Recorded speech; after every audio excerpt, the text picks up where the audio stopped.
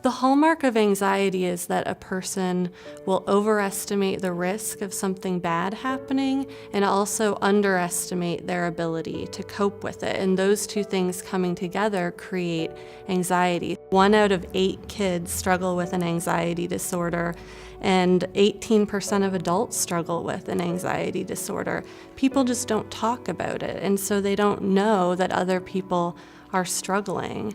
But getting help is so important, and it can really, really change your life to reach out and try to ask for help from a therapist, a friend, a family member, and just remember that you are not alone in this, even though it might feel that way. There are lots and lots of other people that are struggling too.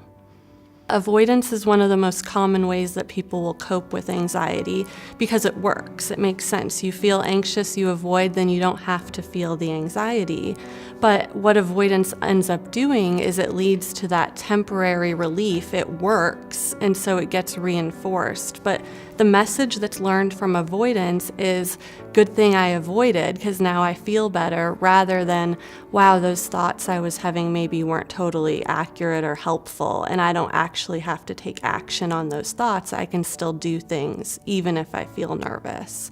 Ultimately, we want to learn how to feel the anxiety and not necessarily make decisions based on the feeling. And anxiety often leads to depression. It's a really depressing way to feel, and people don't often engage in their life the way they want to and don't move towards their values the way that they want to. And so depression is another really common concern with untreated anxiety. I've worked with patients that have had to leave their jobs or leave school because they haven't been able to function in those environments. And of course, patients that have been hospitalized for the same problems with their ability to just function day to day. It's really heartbreaking.